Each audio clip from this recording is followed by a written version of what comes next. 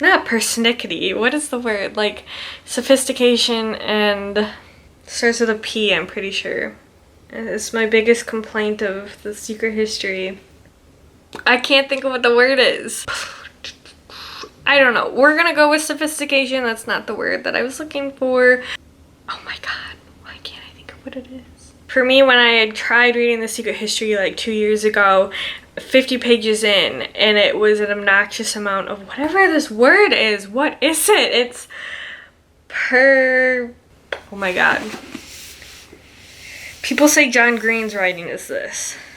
Let me try and Google. This is gonna really bother me because this is an important part of my discussion of this book and I can't think of the word.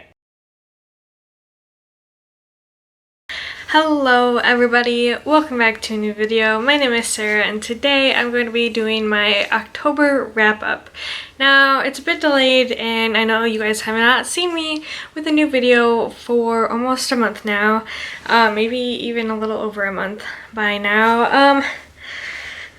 October was a weird month, a really weird month. I spent the first like week or so in Maine, and I did some like B-roll vlogging, and I was planning on doing like a weekend reading vlog when I got home, right before I started work, and then that never happened, and my mental health just like absolutely tanked. And so I had zero motivation to do anything but like read outside of work, and then I tried to vlog for Halloween and I got some clips in and some footage, and I just never edited it because it's been a struggle. It's been a real struggle, but we are here trying to get back into the swing of things.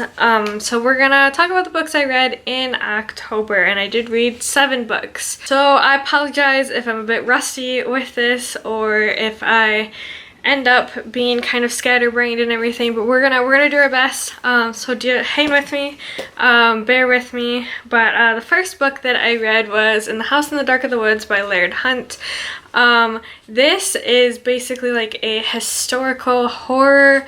We follow this colonial woman as she leaves her house to go collect berries for like a snack for her husband and son, and then she gets lost in the woods and starts seeing all these weird things, and just strange things start happening to her and leading her astray as she tries to make her way back home. I found myself to be a bit disappointed in this book. I was really looking forward to it, and I think the biggest reason why I was so disappointed was because the writing style felt so incredibly dry to me that I just lacked a lot of engagement. It is a very short book. It's not even 300 pages. It's like 200 and it's like not even 250. It's like 214 pages, and somehow it still managed to feel slow for me, but not in like the slow creeping dread wise, just like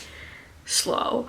Like stuff happens, and I liked where like the end went and kind of how this book turned out and the kind of explanation behind some of the stuff, which still felt very open-ended almost and very loose, but it was like a decent enough explanation that I did like it. I just found myself kind of bored for a lot of this book, and I really wish that the writing style was a lot less dry, and I think that would have improved my enjoyment of it a lot. Other than that, I really don't have much to say about this. I did end up giving it 3 stars. If I had to rate it now, I probably would rate it lower, probably like 2 stars, but I don't know. I'm not one that usually goes back and changes my ratings of books, so on Goodreads it does say 3 stars, and I'll probably just keep it that way. But yeah, that was my first one. And then my second one was Plain Bed Hermanns by Emily M. Danforth, and I really enjoyed this book. This is like a gothic metafiction. It was so incredibly interesting just how it was structured. So basically we follow 2 different timelines back in like the early 1900s there was this all-girls boarding school and a series of deaths that occurred during the boarding school that kind of surrounded this progressive book written by a young woman, and all of the girls were obsessed with it, and kind of it keeps popping back up in these murders. And so you're following kind of that story, and then you're following present day with two actresses and the writer of kind of the retelling of like what happened during these murders as they come together on this movie set to create a movie of all these murders. I have mentioned before that I'm not a big fan of like casual narrator voices, but I think that Danforth did a really good job with it, because there's like a nice blend of more formal prose and more casual narrator talking to you kind of prose, and it just came out at the right points and made kind of the narrator and just the story itself feel that much more like personable in a way. But I really enjoyed it. If you love kind of illustrations in your novel, or like different types of, what is that called? I'm blanking on this word, like multimedia books.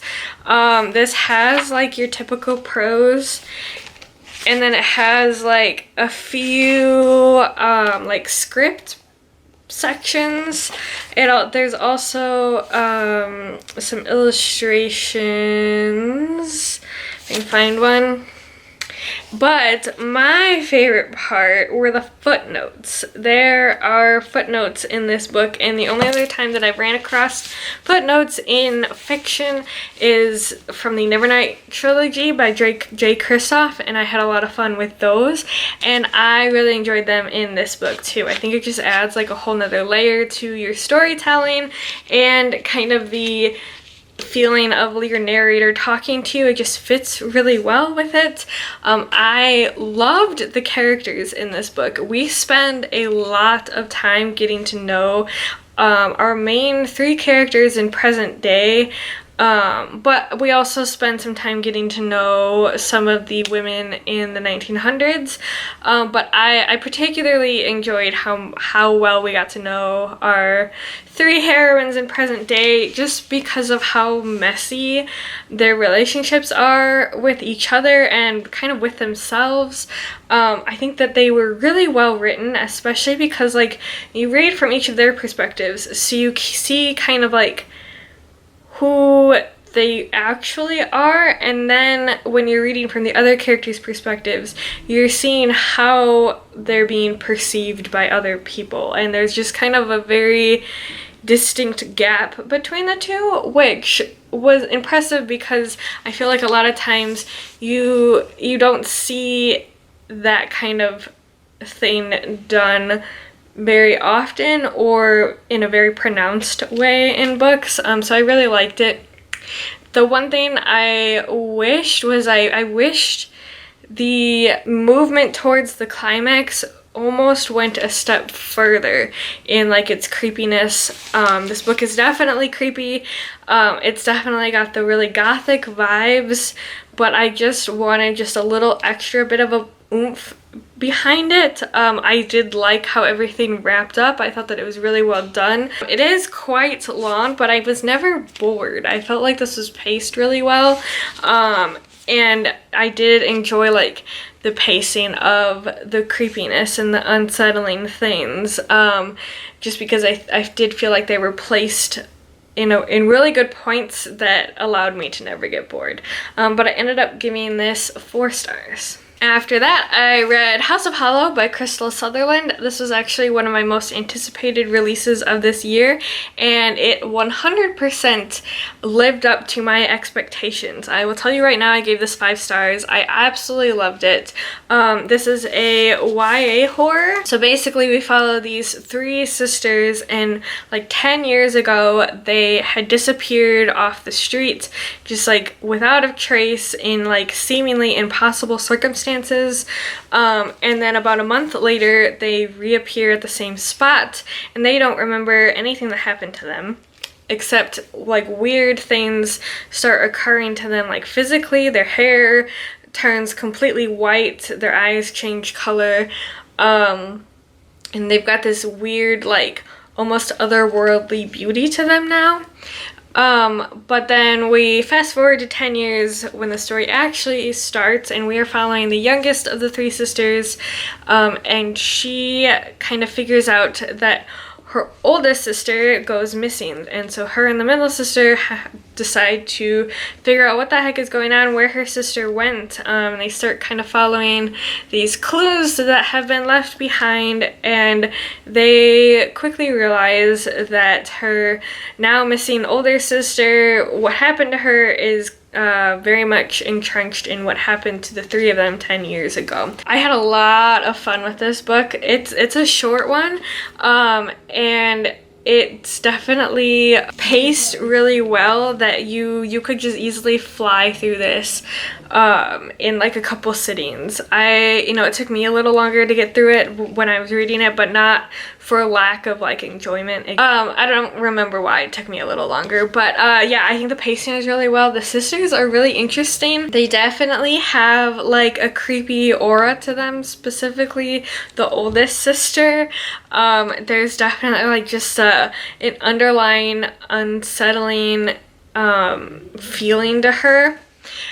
If you like creepy body horror, like really gross body horror in terms of like mutations and anything that deals with like plants incorporated with body horror, I think you will really like this.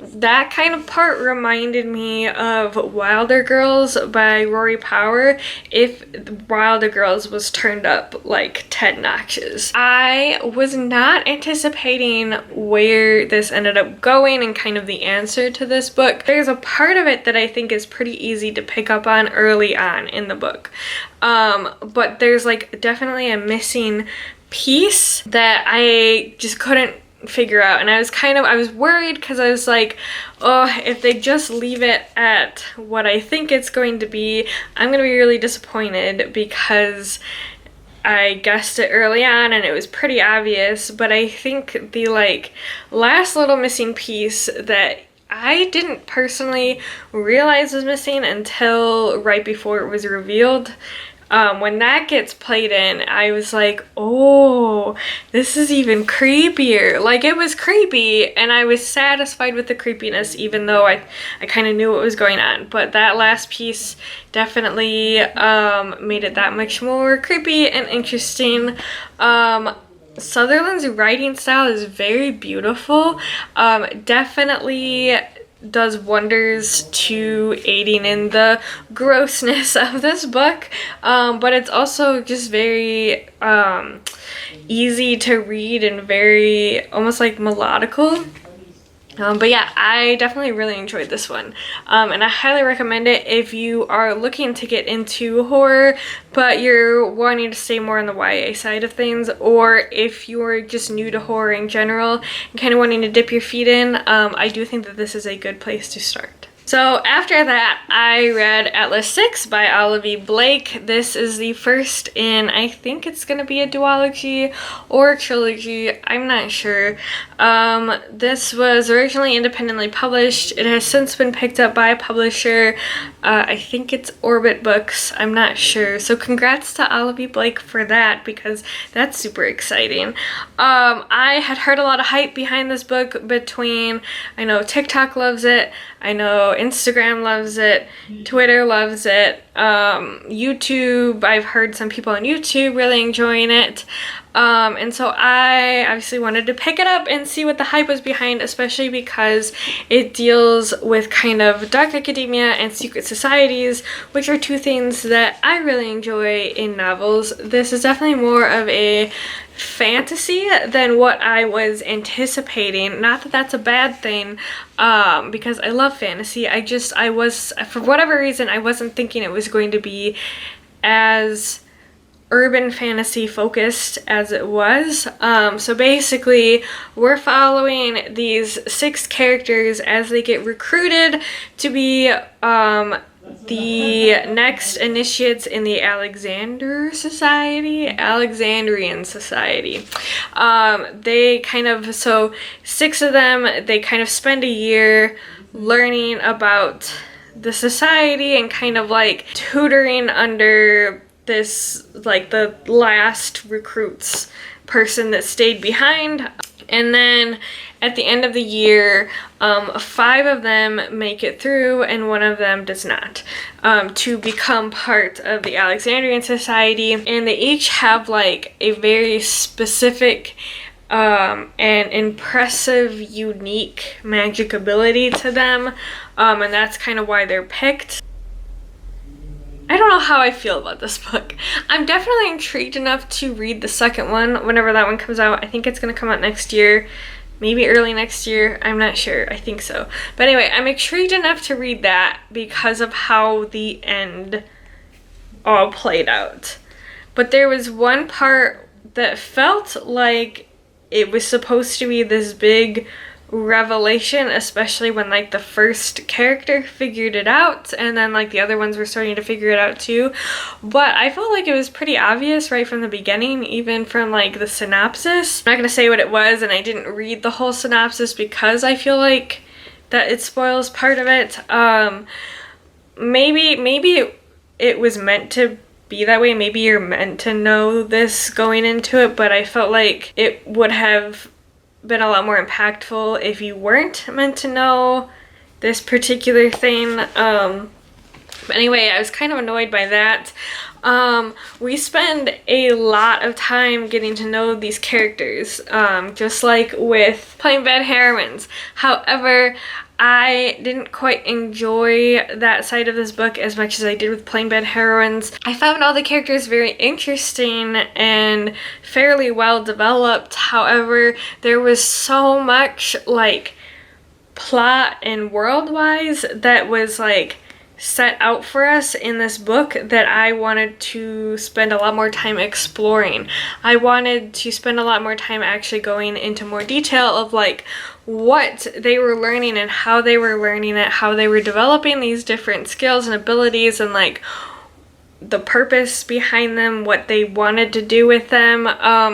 They get attacked by people at one point, and I liked where the action was going, but I wanted more. There was so much in this book that I wanted more of, and I felt like instead of getting that, we just got a lot more of like character studies of each of these characters, which is fine. And, you know, I did think that that was well done. I just was kind of disappointed. Blake's writing is pretty good. I don't really have anything like, I didn't love it, but I didn't hate it either.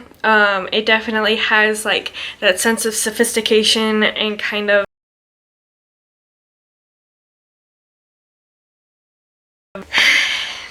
I don't know. It doesn't matter anymore. You know what? I don't even remember my point was anymore. Anyway, I gave this 3.5 stars, and we're gonna move on to the next book because I lost my train of thought.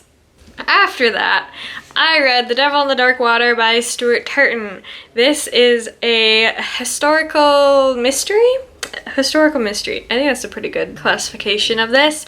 Basically, we are in the 1600s and we're on this ship, and we're following mostly 3 main characters on this ship. We're following the wife of this, she's a noblewoman, but he's like really high in nobility. So we're following her, and we're following like a world-renowned detective who is being arrested. He doesn't know why he's arrested, and so because he doesn't know why, he may or may not have done it. And then we're following his loyal bodyguard. And while they're on this ship, a strange symbol appears on the sails, a dead leper stalks the decks, and livestock die in the night. And they are being kind of haunted by this demonic force, and they're being told that 3 unholy miracles will occur. It's an impossible pursuit, an impossible theft, an impossible murder, and then after that, everyone who hasn't sworn fealty to the demon will be slaughtered on this ship. So they're basically on this cursed voyage, and they're kind of racing against time to figure out how to stop this demon. So lots of supernatural, creepy forces going on. This is a very atmospheric novel. I really enjoyed this. This was so much fun. I absolutely love Sarah the noblewoman, whose name is spelled the same way as mine, and I am absolutely honored to share a name with such a fantastic character. She's so much fun. She's so tough and like smart and just like, you better take her seriously, because she's wonderful, and I loved her. And I loved Arendt, the bodyguard. He was wonderful. The characters are just a lot of fun. This is definitely like one of those books that's good to like have it raining and kind of dreary and snuggle up in a blanket and just kind of be comfortably creeped out, I guess. Again, this is kind of a chunkier novel, but I was never bored. I was like really entertained through the whole book. Turton does a really good job of creating this suspense and creating like so many layers to this mystery that like I was like, how is he gonna piece all of this together? But what I really loved was like, because it was such a complex mystery and it was like there's so many things happening that I was like, I'm gonna like forget and get confused, and then he's gonna explain one part here and then another part there and so on and so forth. But he did such a good job of like explaining it piece by piece and like in a very clear manner, but it didn't feel like he was just telling you. Like he fit it all together in a circumstance that made sense to have it all like spelled out. You know, I don't know if that makes sense, but it was something that I really appreciated. I liked Turton's writing style a lot. Super easy to read. I gave it 4.5 stars. The only thing that stopped me from giving it 5 stars was because there was something at the very end that I was like, I didn't really like the decision. I was like, meh, we could have done without that. It was like 4 stars through a big chunk of it, and then it was like towards like the last maybe quarter, I was like, ooh, this might be 5 stars. And then the last bit, I was like, nah, it can't be 5 stars because I just don't like this. So 4.5 stars. 4.5 stars it is, but I highly recommend it if you're looking for a 1600s historical mystery that has kind of supernatural, creepy, occult vibes to it.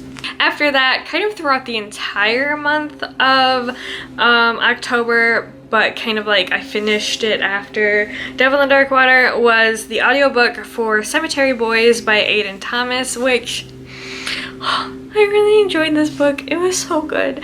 So good. The reason why I picked it up was because my brother had recommended it to me a couple of times now, and I feel like if he recommends a book to me more than once, he definitely wants me to read it. So I was like, oh, I have to pick this up. So I picked up the audiobook, and the narrator does a fantastic job, first of all. I really enjoyed them. But basically, this book is following a Latinx trans boy who comes from this kind of community that has these powers that were gifted to them by the Lady of Death, but they're gender-specific powers, and so the women of the community are given healing powers, while the men are given the ability to pass on spirits to the afterlife. Our main character, Yagdrael, being trans, is not given the chance to go through his ceremony to gain his powers. He goes through his own ceremony on his own, and it works, but he finds this spirit that suddenly pops up at the very end of his ceremony of this boy who actually ends up going to Yagdrael's school. It becomes very apparent that this boy was murdered, and around the same time he realizes that one of his cousins was murdered as well, and nobody could find his cousin's body or figure out what happened to him. And so there's kind of this big mystery behind what happened to both of these boys. So this is a YA novel, but it reads kind of on the younger side of YA. However, it touches on several very deep talking points, talking about just kind of this classism, the acceptance of an LGBT plus member into your family, specifically a trans member into your family, and kind of what it means to be trans. There was a lot that was discussed about the Latinx culture.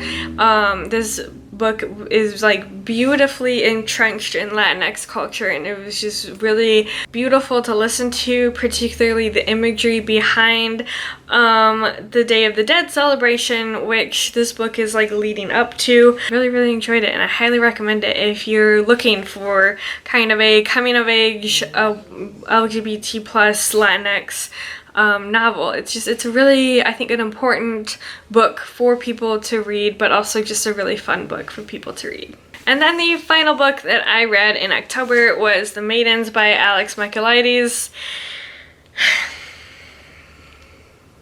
This is a disappointment. This is a very big disappointment. This was another book that I had been looking forward to for the year of 2021. And yeah, it did not live up to my expectations. Did not even close. So I went into this knowing that there was a lot of negative reactions behind it, that people just weren't impressed with it, but I went in with high hopes that I was still going to enjoy it, hopefully.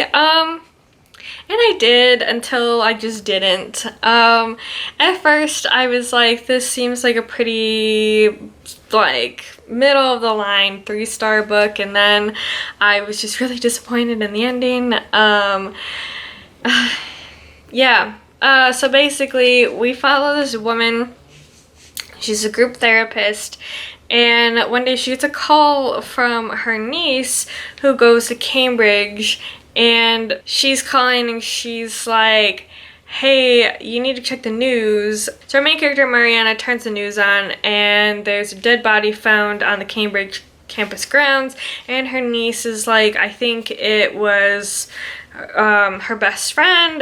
Turns out it was. Mariana very quickly thinks that one of the professors is the killer, and is like absolutely convinced of this, because he has this weird group of girls that the dead girl was part of, that's like this weird cultish society. They call themselves the Maidens, and they kind of like worship this professor.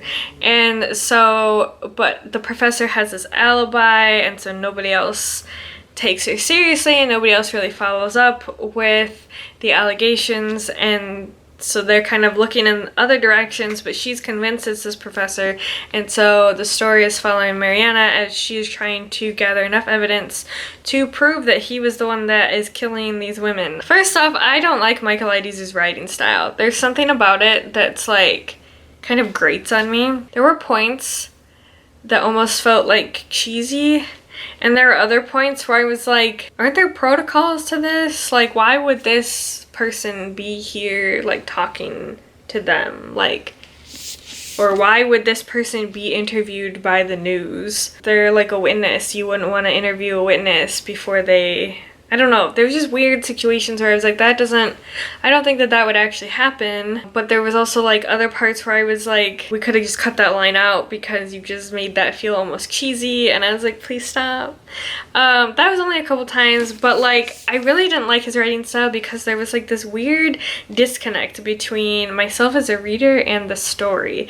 And so I know a lot of people got bored through the whole like middle section. At least that was like a very common complaint that I saw. And I didn't necessarily get bored, but I could see where people get bored because there's such a disconnect. Like, I was intrigued enough that I wasn't bored, but I still didn't feel like 100% engaged in this story. It was definitely slow paced. It feels like we're moving through a lot of things, but yet nothing is happening. It was weird that way. The whole end, though, like, at first I was like, oh, this is an interesting twist, and I like this.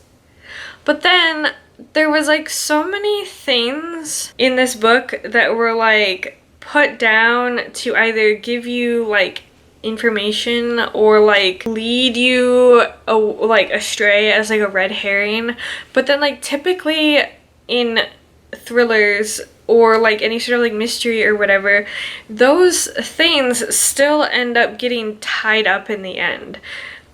But that didn't happen here, and it was so frustrating. It was like, why are you gonna give me all these like little pieces of info, but you're never gonna like acknowledge them ever again after that? Like, hello? What? That's not, no, sir, please, no. Another thing, they're in here, literally in the like Dust Jacket synopsis, it says that the rites of Persephone, the maiden, and her journey to the underworld are like something that the professor keeps returning to, and so the rites of Persephone are something that keeps coming up throughout the book. But then when it comes to the end, there's absolutely no discussion of it at all. And it would have made perfect sense to have it fit in the end. Like, it would have fit. Like, I could literally rewrite the end and easily place it in there and be like, yo, this all ties together now. Like, I was like, where did it go? Like, that would have been so satisfying. And it just made me mad that it wasn't there. And the red herring, again, this goes back to like not tying things up, like leaving all these things, all these empty, weird, loose threads that I felt like should have been tied up in some way, or at least acknowledged somehow at the end. Like, the red herring was so obviously a red herring. Like, so obviously a red herring. Like, then there was like this one other piece of information that was dropped, and it was like, are we not going to even look at that? I don't know.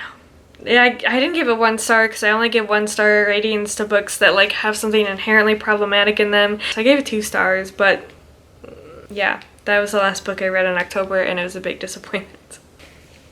So these are the books that I read in October. Editing me is going to hate editing this vlog, or not this vlog, this video, because I am so out of practice with giving succinct reviews of things. Not that my reviews are like super condensed and like succinct to begin with, but I was getting better, and now I have definitely regressed because I have rambled so much. But if you have stuck around to the end of this video, I really appreciate you.